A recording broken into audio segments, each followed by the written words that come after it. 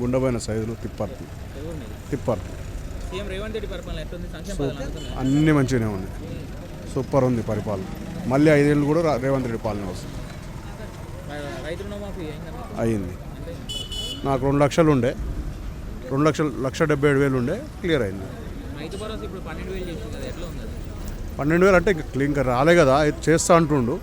కేసీఆర్ కన్నా 100 బార్లు full success అవుతుంది. సాగుకే ఇస్తా అంటుంది కదా, అంటే ఒకప్పుడు అన్నిటికీ అంటే అవును, మరి పనికి మళ్ళీ భూములకు ఇచ్చే వాళ్ళు పనికి వచ్చే భూములకు ఇవ్వడం కరెక్ట్ కదా. దాంతోపాటు లిమిటెడ్ పెట్టడం కూడా కరెక్ట్. ఆర్టీసీలో మైలేజ్ ఎట్లా ఉంది?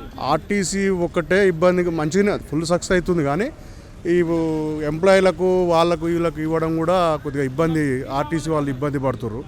ఒక లిమిటెడ్ పెడితే బాగుంటుందేమో అని ఆలోచన. మంచిగానే ఉంది. ఎప్పుడైనా 200 కడుతున్నాం కాబట్టి అది మంచిగానే ఉంది. 100 మంచిగానే ఉంది, వస్తుంది. హైదరాబాద్కే కాకుండా మామూలు పల్లెటూర్లకు మండలాలకు కూడా విస్తరిస్తే మంచిగా ఉంటుంది. మరీ చిన్న కుంటలు చెరువులు మొత్తం ఆక్రమణకు కబ్జా కూరల మొత్తం ఆక్రమణమైంది. మాది 108 ఎకరాలు ఉంది తిప్పర్తి చెరువు మొత్తం. ఇప్పుడు దగ్గర 50 ఎకరాలు కూడా లేదు అది. అట్లాంటి దానికి వస్తే మేము చాలా సంతోషపడతాం. మీ మత్స్యకారులు అట్లాంటి మంచిగా సంతోషపడతాం. ఫామ్ హౌస్లకే పరిమితం అయ్యారు. ఏమన్నాడు, దళితుని సీఎం చేస్తా అన్నాడు. 3 ఎకరాల భూమి అన్నాడు. దళితుని సీఎం చేసింది లేదు, ఆయన పెద్ద దళితుడు అయ్యిండు. 3 ఎకరాల భూమి అన్నాడు. PG2 విద్య అన్నాడు, ఏది లేదు. KG2 PG విద్య అన్నాడు, అది లేదు. 3 ఎకరాల భూమి లేదు, ఏది లేదు ఆయన చేసింది. ఏమైనా వేయడం పండడం చేయొచ్చు, తప్పు ఉంటే చేయొచ్చు. చట్టం తన పని తను చేసుకోబోతుంది. అరెస్ట్ అంటే ఆయన ఇన్ఫర్మేషన్ ఇచ్చిన అంటుండు, ఇవ్వలేదంటుండు. అది అధికారులకు తెలుసా, పోలీస్ అధికారులకు తెలియవచ్చు. అది కాకపోతే ఏంటంటే ఆయన ప్రెస్ మీట్ పెట్టడం తప్పు.